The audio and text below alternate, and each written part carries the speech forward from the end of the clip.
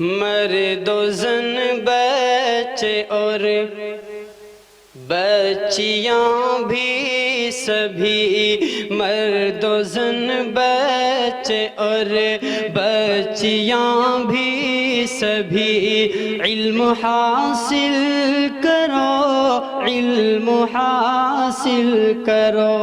جی بہت اچھے، سبحان اللہ۔ مرد و زن بچے اور بچیاں بھی سبھی، علم حاصل کرو، علم حاصل کرو۔ بس یوں کہہ کر کے حضرت والا سے درخواست کرنا چاہوں گا کہ فصاحت ناز کرتی ہے، بلاغت ناز کرتی ہے، فصاحت ناز کرتی ہے، بلاغت ناز کرتی ہے، خطابت پر تمہاری پوری ملت ناز کرتی ہے، خطابت کی متانت پر فصاحت کی جھلک ایسی، خطابت کی متانت پر فصاحت کی جھلک ایسی، تیری تحریر روشن پر یہ ملت ناز کرتی ہے۔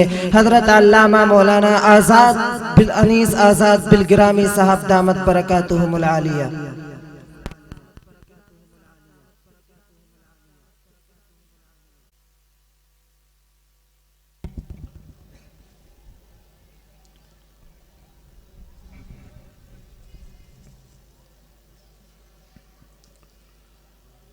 السلام علیکم ورحمۃ اللہ وبرکاتہ۔ بسم اللہ الرحمن الرحیم۔ الحمد للہ رب العالمین والصلاة والسلام علی سید المرسلین وعلی آلہ واصحابہ وازواجہ وذریاتہ واہل بیتہ اجمعین، اما بعد، فأعوذ بالله من الشيطان الرجيم، بسم الله الرحمن الرحيم۔ إن هذا القرآن يهدي للتي هي أقوم ويبشر المؤمنين الذين يعملون الصالحات أن لهم أجرا كبيرا۔ حضرات علماء کرام، مشائخ اعظام، میرے دینی اور اسلامی بھائیوں، عزیز طلباء اور پیارے بچوں، پردہ نشین خواتین ملت، اللہ رب العزت والجلال کا کس قدر فضل و کرم، ان کا انعام، اکرام اور احسان ہوا کہ انہوں نے ہمیں اور آپ کو آج ایک عظیم دینی ادارہ تعلیم القرآن کے سالانہ جلسے میں شریک ہونے کی توفیق عطا فرمائی ہے۔ اپنے معبود کی اس عطا پہ ہم اور آپ ان کا جتنا بھی شکر ادا کریں وہ کم ہے۔ اللہ تعالی ہماری اور آپ کی اس حاضری کو اپنی بارگاہ میں اس عنوان سے قبول فرما لیں کہ اس پورے مجمع میں سے ایک ایک فرد کو مغفرت کی بھیک مل جائے۔ مغفرت وہ بھیک ہے جو اللہ کے در کے سوا کہیں سے نہیں مل سکتی۔ میرا ایک معمولی سا گناہ، بہت چھوٹا سا گناہ، دنیا کے سارے انسان مل کر اسے معاف کرنا چاہیں، میرا رب نہ چاہے تو میرا وہ معمولی سا گناہ کبھی معاف نہیں ہو سکتا۔ میرے گناہوں کے وہ انبار جس سے زمین اور آسمان کے درمیان کا خلا پر ہو جائے، میرے گناہ ریت کے ذروں، پانی کے قطروں، درختوں کے پتوں سے بھی زیادہ ہو جائے۔ دنیا کے سارے انسانوں کی خواہش ہے کہ اس پاپی کو معافی نہیں ملنی چاہیے، لیکن اگر میرا رب چاہے، اگر میرا رب چاہے تو میرے ان سارے گناہوں کو نہ صرف یہ کہ وہ معاف فرمائیں گے، بلکہ میرے ان سارے گناہوں کو وہ نیکیوں میں تبدیل کر دیں گے۔ إلا من تاب وآمن وعمل عملا صالحا فَأُولَئِكَ يُبَدِّلُ اللَّهُ سَيِّئَاتِهِمْ حَسَنَاتٍ، وہ ایسے کریم ہیں جو صرف گناہوں کو معاف ہی نہیں کرتے بلکہ وہ گناہوں کو نیکیوں میں تبدیل کر دیتے ہیں۔ اللہ ہم سب کو مغفرت کی بھیک عطا کرے، ان کے در کے سوا کہیں سے یہ بھیک مل نہیں سکتی۔ قرآن میں تو یہی لکھا ہے وَمَن يَغْفِرُ الذُّنُوبَ إِلَّا اللَّهُ، اللہ کے سوا کون ہے جو گناہوں کو معاف کر دے؟ اللہ ہم سب کو مغفرت کی بھیک عطا کرے، اللہ ہم سب سے راضی ہو جائیں۔ ہم اور آپ واقعتاً اس قابل تو نہیں ہیں کہ اللہ ہم سے راضی ہوں، لیکن پھر بھی ان سے دعا کرتے رہو، ان سے سوال کرتے رہو کہ اے اللہ ہم اس قابل تو نہیں ہیں کہ آپ ہم سے راضی ہوں، مگر پھر بھی راضی ہو جائیے، کیونکہ آپ کی رضا کے بغیر تباہیاں ہمارا مقدر بن جائیں گی، بربادی ہمارا مقدر بن جائے گی۔ اللہ ہم سب سے راضی ہو۔ میں دل کی گہرائیوں سے حضرت مولانا مفتی عبدالباطن صاحب ندوی دامت برکاتہم العالیہ کو، ان کی پوری ٹیم کو مبارکباد پیش کرتا ہوں، جن کی سعی پیہم اور جہد مسلسل کے نتیجے میں یہ عظیم ادارہ دینی خدمات میں مصروف عمل ہے، اور جن کی سعی پیہم اور مسلسل کوششوں کے نتیجے میں، مساعی جمیلہ کے نتیجے میں یہ عظیم الشان دینی اجلاس منعقد ہوا۔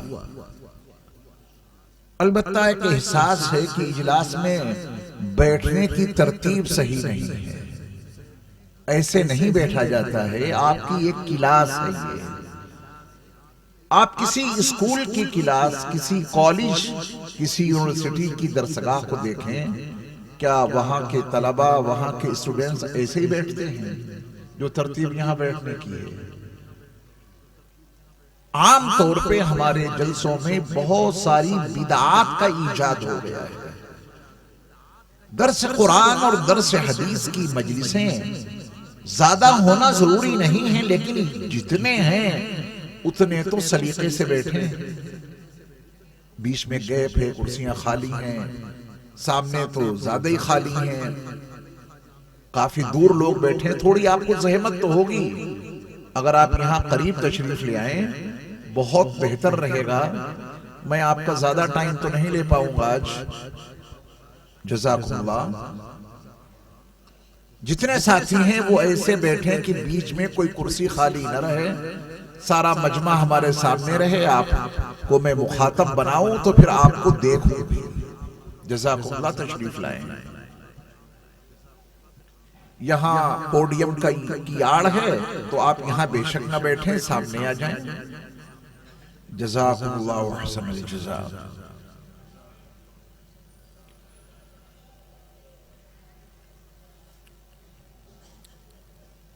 مدرسہ تعلیم القرآن کا چونکہ یہ سالانہ جلسہ ہے جس کو قرآن کی نسبت سے منعقد کیا گیا ہے، تو مجھے سلسلہ عالیہ قادریہ کے ایک عظیم بزرگ اور عالم دین حضرت مولانا احمد علی صاحب لاہوری رحمت اللہ علیہ کا ایک ملفوظ یاد آیا، پہلے میں آپ کو وہ سنا دوں۔ وہ ملفوظ نہ صرف ایک ہی آپ کو سننا ہے بلکہ دل کی گہرائیوں میں اسے محفوظ بھی کر لینا ہے۔ حضرت مولانا احمد علی صاحب لاہوری رحمت اللہ علیہ کو اللہ رب العزت والجلال نے قرآن مجید کا جو درک عطا کیا تھا وہ بڑا بے مثال تھا۔ اس وقت کے بڑے بڑے علماء، مفسرین، محدثین، بڑے بڑے مدارس کے اساتذہ حضرت لاہوری علیہ الرحمہ کی خدمت میں پہنچ کر درس قرآن لیتے تھے۔ ایک موقع پر حضرت لاہوری علیہ الرحمہ نے فرمایا کہ اگر میں اسٹیشن پر اپنی ٹرین کے انتظار میں پلیٹ فارم پہ کھڑا ہوں اور میری ٹرین آ جائے، میں اپنا سامان لے کے ٹرین پہ چڑھنے لگوں، ٹرین پہ چڑھتے چڑھتے اگر کوئی شخص مجھ سے پورے قرآن کا خلاصہ معلوم کرے تو ٹرین پہ چڑھتے چڑھتے میں اس کو پورے قرآن کا خلاصہ بتا دوں گا۔ اتنی خاموشی سے سننے کے عادی ہیں، اس پہ تو آپ کی زبان پہ کم از کم سبحان اللہ تو آنا چاہیے تھا۔ اپنی بیداری کا ثبوت دیتے رہیے۔ ادھر آپ کی زبان سے سبحان اللہ نکلا، ادھر آپ کے رب نے آپ کے لیے جنت میں درخت لگا دیا۔ اب بھی آپ نے سبحان اللہ نہیں کہا۔ اب یہ کس قدر تعجب خیز بات ہے، کس قدر ہما ہمی کا عالم، سامان ہاتھ میں، ٹرین پہ چڑھنا، اور ٹرین پہ چڑھتے چڑھتے اگر کوئی یہ پوچھے کہ پورے قرآن کا خلاصہ کیا ہے، حضرت لاہوری فرماتے ہیں کہ میں ٹرین پہ چڑھتے چڑھتے پورے قرآن کا خلاصہ اسے بتا دوں گا۔ جب حضرت لاہوری علیہ الرحمہ نے یہ بات اپنے منتسبین، متوسلین اور شاگردوں کے سامنے کہی تو تمام شاگردوں اور تمام منتسبین اور متوسلین کے دلوں میں یہ جذبہ کروٹیں لینے لگا کہ حضرت سے وہ پورا خلاصہ ہم یہاں کیوں نہ سن لیں۔ انہوں نے کہا کہ حضرت کن الفاظ میں، کس اسلوب بیان میں آپ پورے قرآن کا خلاصہ اس ہما ہمیں کے عالم میں بتائیں گے، ہمیں بھی بتا دیجئے۔ آپ کے اندر بھی کچھ جذبہ بیدار ہوا پورے قرآن کا خلاصہ سننے کا؟ حضرت لاہوری نے فرمایا کہ میں یہ کہہ دوں گا، یعنی اگر میں ٹرین پہ چڑھ رہا ہوں اور چڑھتے چڑھتے، ٹرین پہ سوار ہوتے ہوتے اگر کسی نے مجھ سے پورے قرآن کا خلاصہ معلوم کیا تو میں یہ کہوں گا، اس کو ان الفاظ میں بتاؤں گا پورے قرآن کا خلاصہ: اللہ کو عبادت سے، رسول کو اطاعت سے، مخلوق کو خدمت سے راضی کر لو۔ یہ ہے پورے قرآن کا خلاصہ۔ اتنی بات تو کہی جا سکتی ہے نا، ٹرین پہ چڑھتے چڑھتے اتنی بات تو کہی جا سکتی ہے۔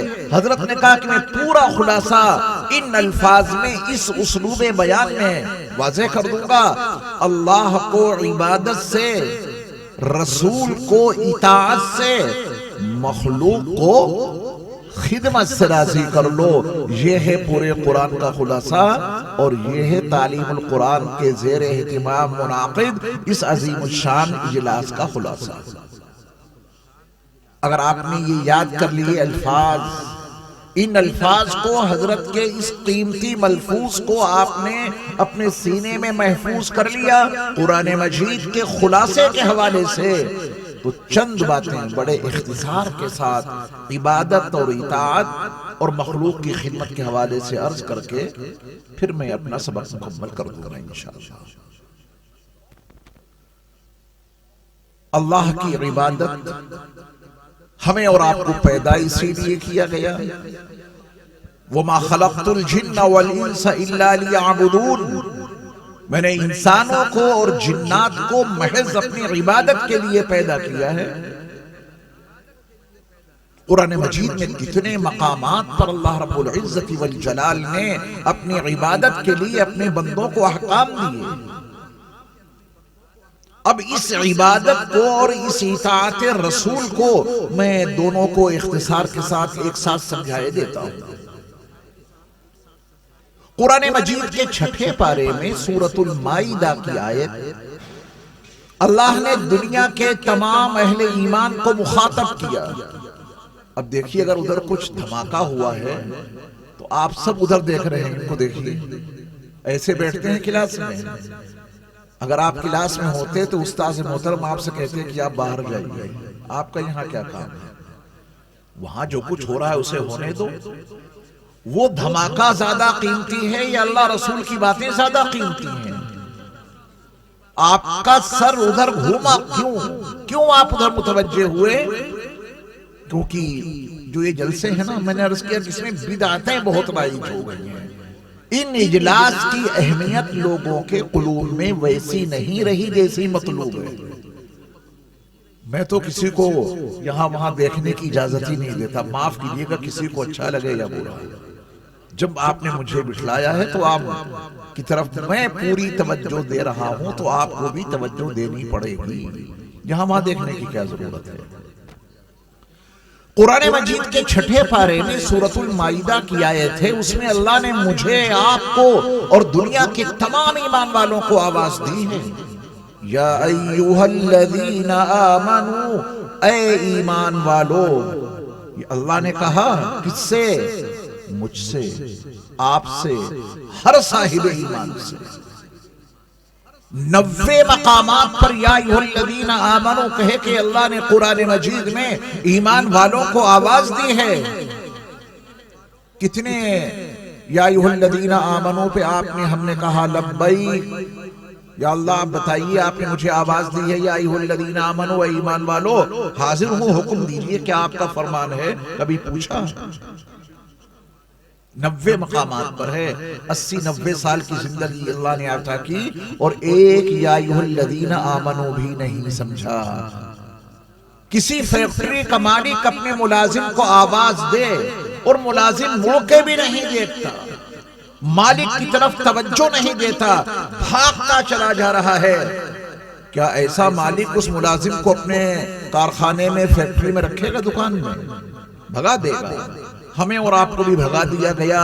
ہمارا اور آپ کا رب ہمیں اور آپ کو آواز دیتا رہا، یا ایھا الذین آمنو، یا ایھا الذین آمنو، 90 مرتبہ آواز دی ہے قرآن میں، اور ہم نے ایک صدا پر بھی توجہ نہیں دی۔ یا اللہ آپ مجھ سے کہنا کیا چاہتے ہیں بتائیے؟ تو چھٹے پارے میں سورۃ المائدہ میں اللہ نے ایمان والوں کو آواز دی، یا ایھا الذین آمنو، اے ایمان والو۔ جب کبھی قرآن میں یہ پڑھنا یا سننا یا ایھا الذین آمنو تو یقین بنا لینا کہ مجھے میرے رب نے پکارا ہے، مجھے میرے رب نے آواز دی ہے، مجھے میرے اللہ نے صدا دی ہے۔ حضرت عبداللہ ابن عباس رضی اللہ تعالی عنہما کا قول مبارک اس سلسلے میں بڑی اہمیت کا حامل ہے، در منصور میں ان کا یہ قول منقول ہے۔ آپ فرماتے ہیں یہ قرآن مجید میں جہاں کہیں یا ایھا الذین آمنو آ جائے تو اہل ایمان کی ذمہ داری ہے کہ اگلی بات کو سننے کے لیے پوری طرح تیار ہو جائیں۔ ان کے اللہ نے انہیں آواز دی ہے، پوچھو کیا آرڈر ہے، کیا حکم ہے، ہم اس کو پورا کرنے کے لیے تیار ہیں۔ بنائیں گے ایسا مزاج؟ یا ایھا الذین آمنوا اذا قمتم الی الصلاۃ، اے ایمان والو جب تم نماز کا ارادہ کرو، نماز برپا کرنا چاہو، نماز قائم کرنی ہے تمہیں، اور تم باوضو نہیں ہو تو تمہیں 4 کام کرنے ہیں۔ کتنے؟ صرف 4 کام کر لینا، پھر نماز پڑھ لینا۔ فَاغْسِلُوا وُجُوهَكُمْ، تم اپنے چہروں کو دھو۔ یہ پہلا آرڈر ہے اللہ کا ایمان والوں کے لیے، نماز برپا کرنے سے پہلے، نماز قائم کرنے سے پہلے، آپ کی زبان میں کہہ دیتا ہوں، نماز پڑھنے سے پہلے اگر وضو نہیں ہے تو یہ 4 کام کرو۔ پہلا کام فَاغْسِلُوا وُجُوهَكُمْ، اپنے چہروں کو دھو۔ دوسرا کام وَأَيْدِيَكُمْ إِلَى الْمَرَافِقِ، اور اپنے ہاتھوں کو کوہنیوں سمیت، یہ کوہنیاں دھونے میں شامل ہیں۔ اور تیسرا کام وَامْسَحُوا بِرُؤُوسِكُمْ، اور اپنے سروں کا مسح کرو۔ اور چوتھا کام وَأَرْجُلَكُمْ إِلَى الْكَعْبَيْنِ، اور اپنے پیروں کو ٹخنوں سمیت ہو۔ یہ 4 کام بتائے اللہ نے۔ قرآن کے خلاصے کے لیے ایک ایک مثال دوں گا، زیادہ نہیں۔ اللہ کو عبادت سے راضی کرو، ان کی عبادت اتنی کرو، ایسی کرو کہ وہ راضی ہو جائیں، اور اپنے رسول کی اطاعت کرو، اتنی کرو، ایسی کرو کہ وہ راضی ہو جائیں، اور مخلوق کی خدمت کرو کہ وہ راضی ہو جائے۔ یہی تو ہے پورے قرآن کا خلاصہ۔ تینوں کے لیے ایک ایک مثال۔ اللہ کا آرڈر سمجھ گئے؟ ایمان والو جب تم نماز کا ارادہ کرو، تمہارا وضو نہیں ہے تو کتنے کام کرنے ہیں؟ 4۔ ناحل والو، میرے ایمان والے بھائیوں، دوستوں، بزرگوں، انصاف سے بتانا، جیسا وضو قرآن میں اللہ نے بتایا ہے کیا آپ نے زندگی میں کبھی ایسا وضو کیا؟ اللہ کا آرڈر یہ ہے کہ تمہیں نماز سے پہلے جب وضو کرنا ہو پانی لے کر چہرہ دھونے سے اپنے وضو کو شروع کرو۔ کبھی آپ نے ایسا وضو کیا کہ وضو کرنے بیٹھے ہوں پانی لیا اور چہرہ دھونا شروع کر دیا؟ کیوں نہیں کرتے ایسا؟ قرآن میں تو یہی لکھا ہے۔ جواب اس کے سوا کچھ نہیں۔ اللہ کا حکم پورا کرنا یہ ہمارے فرائض منصبی میں شامل ہے۔ ہم اللہ کے حکم کو ضرور پورا کریں گے لیکن نبی کے طریقے پر پورا کریں گے۔ کس کے طریقے پر؟ نبی کے طریقے پر پورا کریں گے تو اللہ کی عبادت بھی ہو جائے اور رسول کی اطاعت بھی ہو جائے۔ اب جب آپ وضو کرنے بیٹھے تو آپ نے دونوں ہاتھ گٹوں تک پہلے دھوئے، گٹوں تک۔ واللہ قرآن میں یہ کہیں نہیں لکھا کہ آپ گٹوں تک پہلے ہاتھ دھوئیں، وہاں تو لکھا ہے چہرہ دھو۔ آپ نے چہرہ دھونے سے پہلے یہ 3 مرتبہ دونوں ہاتھ جو گٹوں تک دھوئے ہیں، یہ کیوں دھوئے ہیں؟ اس لیے کہ قرآن کا خلاصہ یہ ہے اللہ کو راضی کرو عبادت کے ذریعہ اور رسول کو راضی کرو اطاعت کے ذریعہ۔ قرآن میں تو بے شک نہیں لکھا ہے کہ دونوں ہاتھ گٹوں تک دھو، لیکن میرے نبی کی پیاری نورانی سنت ہے کہ اللہ کا حکم بعد میں پورا کرنا، پہلے نبی کی اس سنت کو اپناؤ تو ہم نبی کی اطاعت کے لیے، نبی کی سنت کو عملی طور پہ برپا کرنے کے لیے دونوں ہاتھ گٹوں تک دھوتے ہیں۔ ہے نا یہ سچائی؟ دونوں ہاتھ گٹوں تک دھو کر بھی آپ چہرہ دھونے کے لیے بھی تیار نہیں۔ قرآن میں تو لکھا ہے کہ چہرہ دھو، آپ نے کلی کرنی شروع کر دی۔ 3 مرتبہ کلی، مسواک، منہ کی صفائی، یہ مزمزہ کلی کرنا یہ بھی قرآن میں نہیں ہے کہ آپ وضو سے پہلے مزمزہ کیجئے کلی کیجئے، لیکن پھر بھی ہم کرتے ہیں۔ اس کے بغیر کوئی وضو نہیں کرتے، وجہ اس کے سوا کچھ نہیں۔ اللہ کو راضی رکھنا ہے ان کی عبادت کر کے اور رسول کو راضی رکھنا ہے ان کی اطاعت کر کے۔ ان کی اطاعت میں ہم نے کلی شروع کر دی، 3 مرتبہ کلی کی، منہ صاف کیا۔ ابھی بھی آپ چہرہ دھونے کے لیے تیار نہیں، آپ نے ناک میں پانی چڑھانا شروع کر دیا، استنشاق۔ واللہ یہ قرآن میں نہیں لکھا ہے کہ آپ ناک میں پانی چڑھاؤ، پھر بھی چڑھاتے ہیں 3 مرتبہ۔ کیوں چڑھاتے ہیں؟ قرآن میں نہیں لکھا، بلا شبہ نہیں لکھا، لیکن عبداللہ کے در یتیم اور آمنہ کے لخت جگر اور عبد المطلب کے پوتے اور ابو طالب کے بھتیجے اور اللہ کے وہ آخری رسول جن سے بہتر شخصیت پر آج تک سورج طلوع نہیں ہوا، جن سے حسین مکھڑا ابتدائے آفرینت سے آج تک چاند کی ضیاپاش کرنوں نے آج تک نہیں دیکھا، جن کی آمد پہ باد بہاری چلی، گلشنوں میں چٹکنے لگی ہر کلی، شور برپا ہوا یہ گلی در گلی، آ گئے ہیں بشیر و نذیر و نبی، وہ بتائیں گے سب کو حلال و حرام، ان پہ لاکھوں درود، ان پہ لاکھوں سلام، جن کے آتے ہی رحمت برسنے لگی، جن کی خوشبو سے دھرتی مہکنے لگی، علم و عرفاں کی بجلی چمکنے لگی، دید ہوتے ہی ہر شے یہ کہنے لگی، مرحبا مرحبا اے رسول انام، ان پہ لاکھوں درود، ان پہ لاکھوں سلام۔ ہمیں ان کی اطاعت کرنی ہے، اس کے بغیر چارہ نہیں، اس کے بغیر آپ قرآن پہ عمل نہیں کر سکتے۔ یہ بحث فضول بن جائے گی کہ صاحب قرآن میں کہاں لکھا ہے دونوں ہاتھ وضو سے پہلے گٹوں تک دھو، قرآن میں کہاں لکھا ہے کلی کرو، قرآن میں کہاں لکھا ہے ناک میں پانی چڑھاؤ، یہ کیوں کرتے ہو؟ یہ ہم سب اس لیے کرتے ہیں کہ ہمارے پیارے نبی صلی اللہ علیہ وسلم کی نورانی سنت ہے، ہمیں انہیں بھی تو راضی رکھنا ہے اطاعت کر کے۔ باتیں کچھ سمجھ میں آ رہی ہیں؟ زیادہ لمبا بیان نہیں ہوگا۔ اب آپ نے 3 سنتیں عملی طور پہ برپا کر دی۔ چہرہ دھونے سے پہلے دونوں ہاتھ گھٹنوں تک دھوئے 3 مرتبہ، پھر کلی کی اور پھر ناک میں پانی چڑھایا، اس کے بعد آپ فَاغْسِلُوا وُجُوهَكُمْ، اللہ کا حکم پورا کرنے لگے، چہرہ دھونے لگے۔ تھوڑا سا اور گہرائی میں چلیں، سنت کی عظمت دلوں کی گہرائیوں میں مزید اتر جائے، تھوڑا ڈیپ میں جا کے سنیے، سوچئے۔ رسول مکرم نور مجسم حضرت محمد صلی اللہ علیہ وسلم کی ہر ایک سنت میں اتنی گہرائیاں، اتنی گہرائیاں، اتنی پنہائیاں، اتنی وسعتیں، اتنے مفاہیم، اتنے فوائد، جس کا ہم اور آپ احساس نہیں کر سکتے۔ اتنے ہیں فوائد اس میں۔ میرے ایمان والے بھائیوں، ہر پانی سے وضو نہیں ہو سکتا۔ چاہے جیسا پانی ہو آپ وضو کر لیں اور آپ نماز کے قابل ہو جائیں، نہیں تو اسی پانی سے وضو ہوگا جس کے 3 اوصاف صحیح ہوں، 3 وصف اس کے درست ہوں۔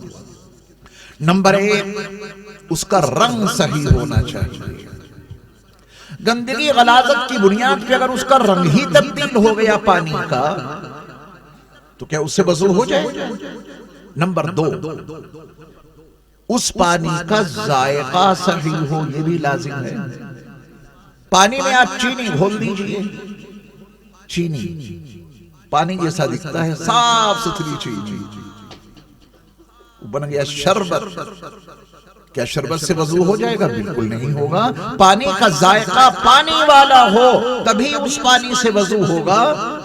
پانی کا تیسرا وصف، اس کی بو صحیح ہو۔ غلاظت اور گندگی کی وجہ سے بدبو پیدا ہو گئی تو کیا اس پانی سے وضو ہو جائے گا؟ یہ 3 اوصاف صحیح ہونے ضروری ہیں۔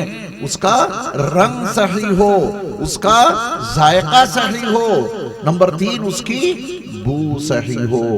کروڑوں درود و سلام ہو، کروڑوں درود و سلام ہو نبی مکرم نور مجسم حضرت محمد صلی اللہ علیہ وسلم کی ذات گرامی پر کہ آپ نے اللہ کا حکم شروع کرنے سے پہلے، چہرہ دھونے سے پہلے پانی کے چیک اپ کے لیے اپنی 3 پیاری سنتیں عطا کر دی۔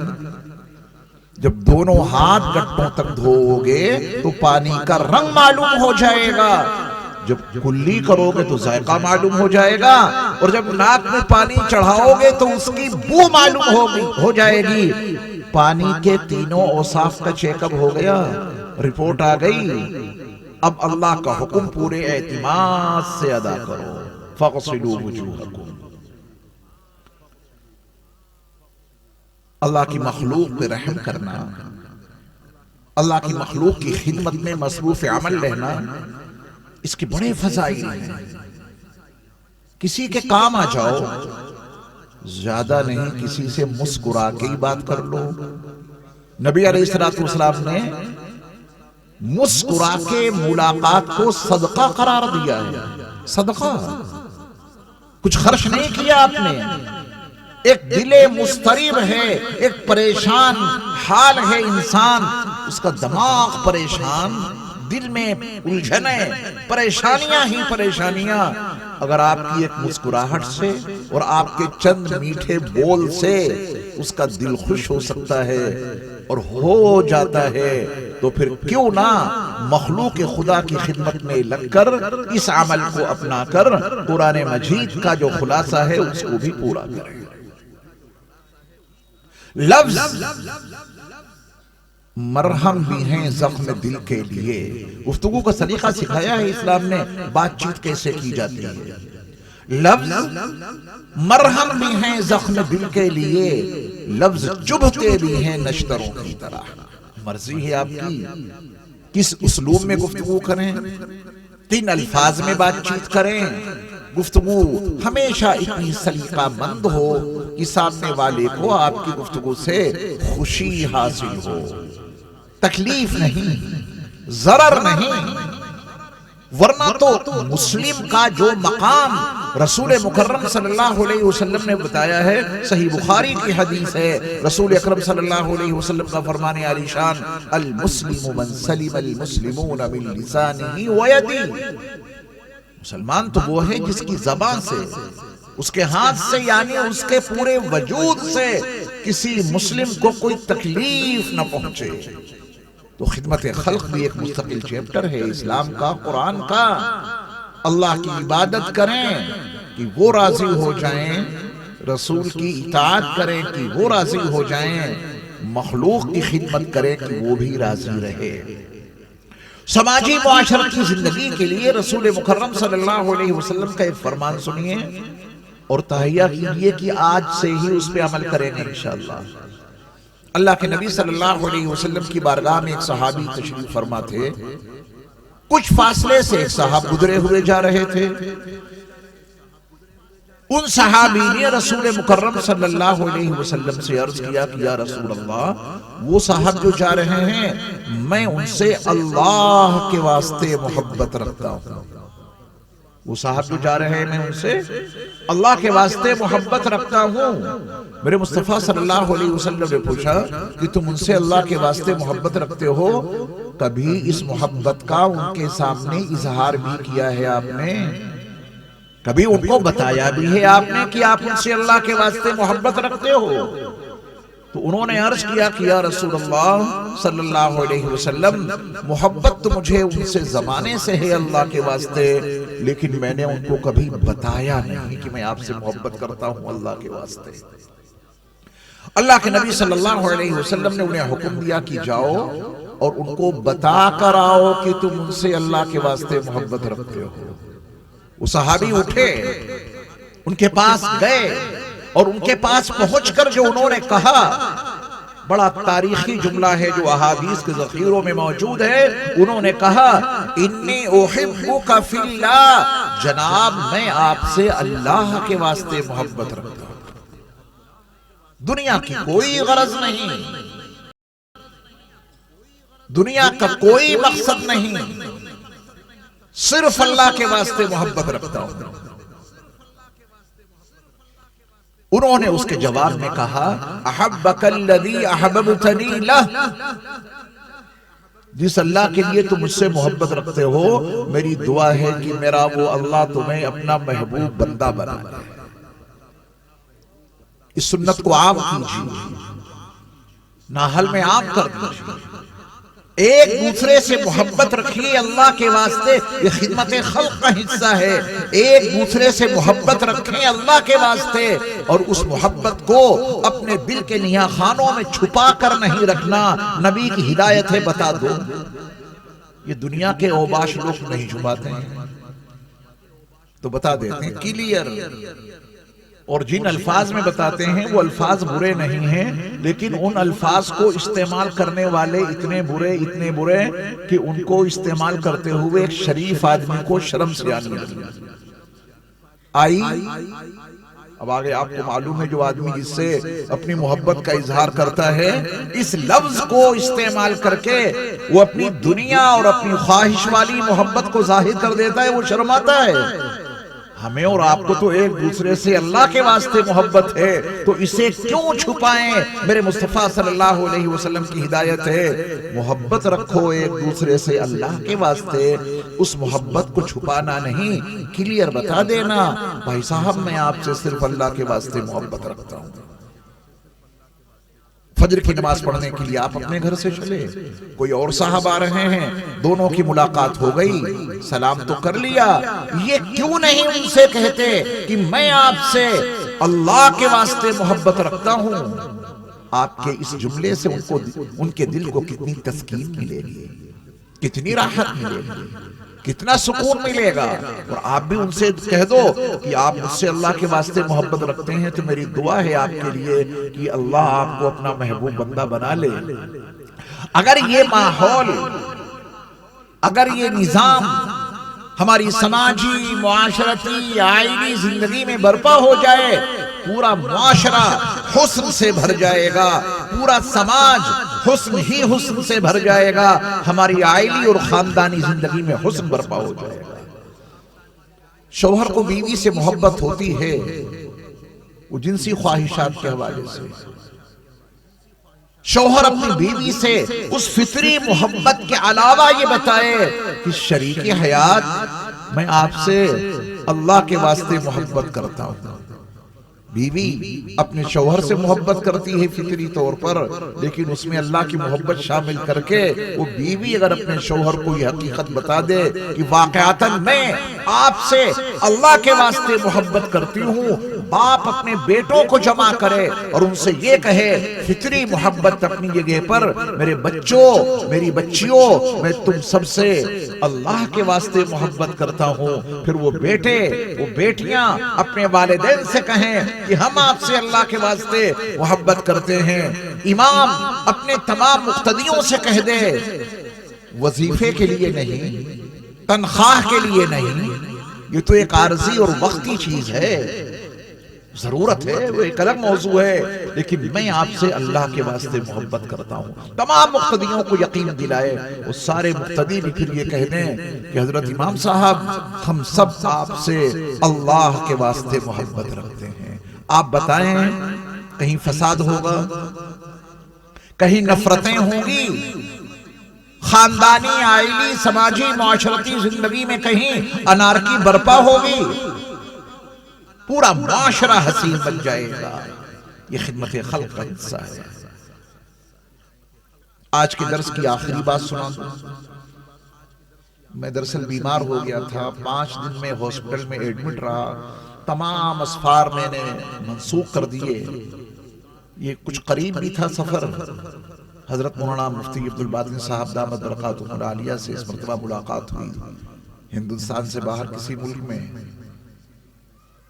تعارف ہوا، حضرت نے مجھے فون کیا، کچھ طبیعت ٹھیک بھی ہو رہی ہے الحمدللہ، تو میں آپ کے بیچ حاضر ہو گیا، ورنہ مجھے بولنا منع ہے، ڈاکٹر نے کہا کہ آپ جب بولیں گے تو معدے پہ ورم ہے، اس میں تکلیف ہوگی، تو میں آپ کا زیادہ وقت نہ لے کر کے آج کے درس کی آخری بات سنائے دیتا ہوں۔ آج کے دور کا ایک فتنہ ہے، پہلے وہ فتنہ اپنے ذہن میں رکھیے، اسی فتنے کا علاج بتاؤں گا صحیح بخاری کی صحیح حدیث سے۔ فتنہ یہ ہے کہ ہمارے نوجوان کالج یونیورسٹیز اسکولوں میں پڑھنے والے، ان پر شیطانی طاغوتی طاقتیں ایسی محنت کر رہی ہیں کہ ہمارے نوجوان ایمان چھوڑ دیتے ہیں، اسلام سے باہر ہو جاتے ہیں۔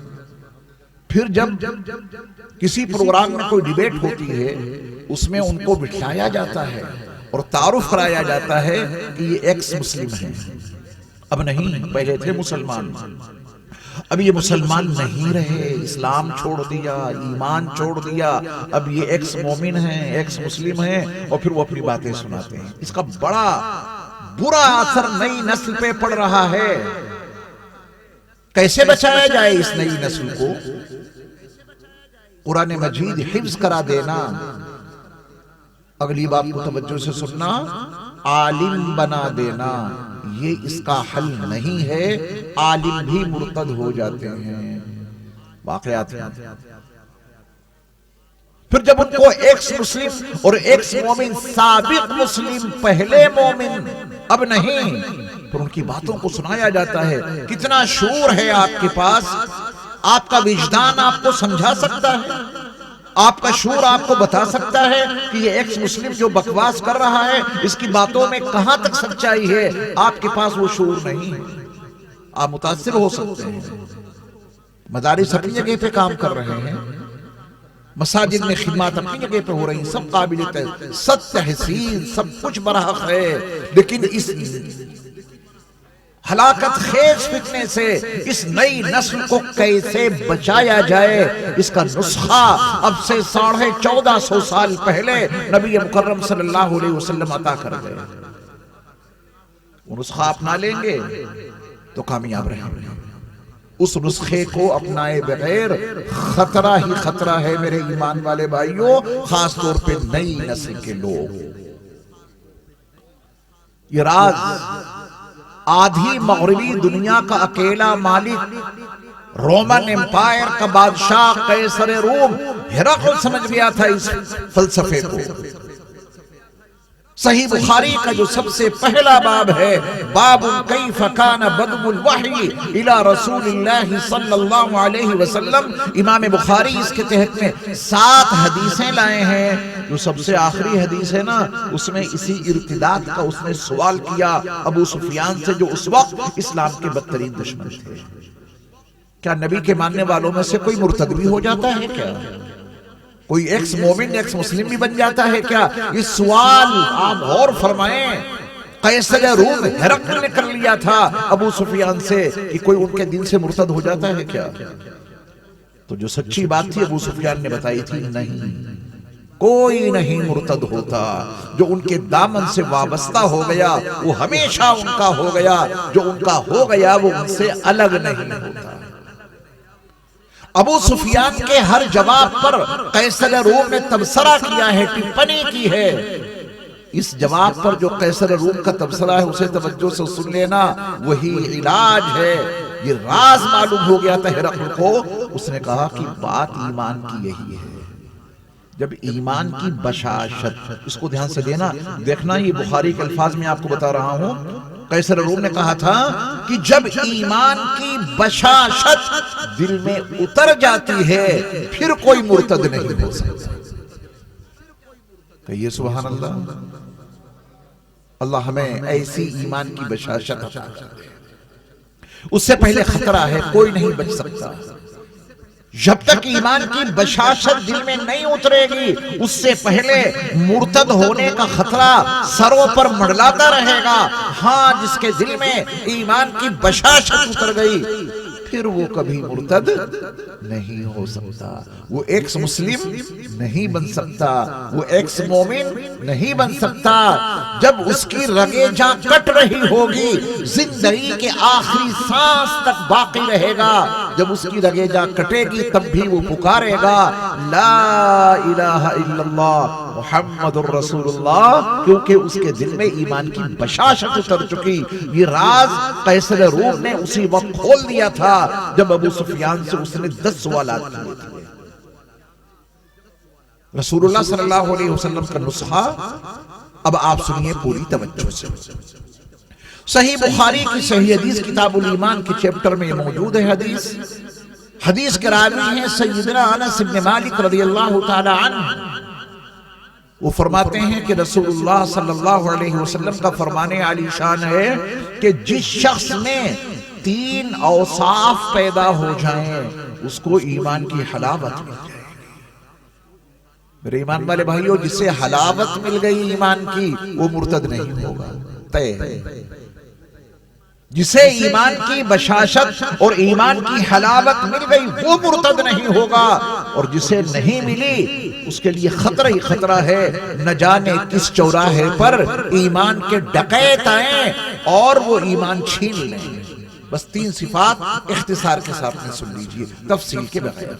پہلی صفت جس سے ایمان کی حلاوت ملتی ہے، ایمان کی مٹھاس نصیب ہوتی ہے، ارتداد کا خطرہ ختم ہو جاتا ہے۔ کوئی بندہ مرتد نہیں ہو سکتا، کوئی مومن ایکس مومن نہیں بن سکتا، کوئی مسلم ایکس مسلم نہیں بن سکتا۔ وہ زندگی کے آخری سانس تک ایمان پر باقی رہے گا۔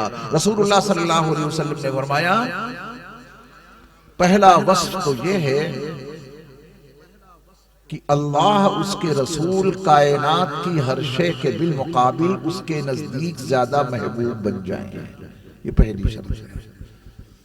کائنات کی ساری چیزیں، کائنات کی تمام چیزیں، ساری کائنات، اس میں سبھی کچھ آ گیا۔ ساری کائنات کے بالمقابل، ہر چیز کے بالمقابل ہمیں کون زیادہ محبوب بن جائیں؟ اللہ اور اس کے رسول صلی اللہ علیہ وسلم۔ یہ وصف اگر آ گیا تو ارتداد کا خطرہ ٹل جائے گا۔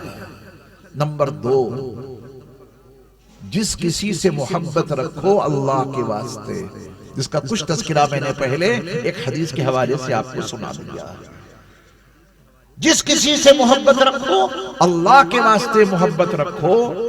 اور تیسرا وصف یہ ہے، بہت توجہ سے سننا، یہ بڑا اہم پوائنٹ ہے جو رسول اللہ صلی اللہ علیہ وسلم نے اجاگر کیا، کہ ایمان سے کفر میں لوٹنے کو اتنا ناپسند کرو، اتنا ناپسند کرو جیسے آگ میں ڈالے جانے کو ناپسند کرتے ہو۔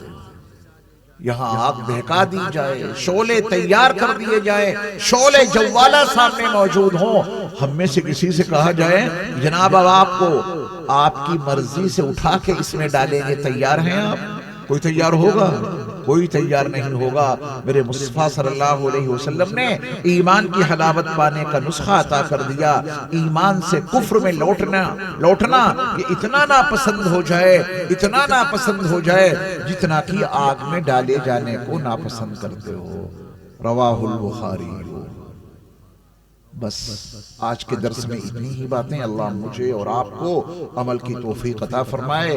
اقبال کہہ گئے اور سچ کہہ گئے، حضور دہر میں آسودگی نہیں ملتی، حضور دہر میں آسودگی نہیں ملتی، تلاش جس کی ہے وہ زندگی نہیں ملتی، ہزاروں لالہ و گل ہیں ریاض ہستی میں، وفا کی جس میں ہو بو وہ کلی نہیں ملتی۔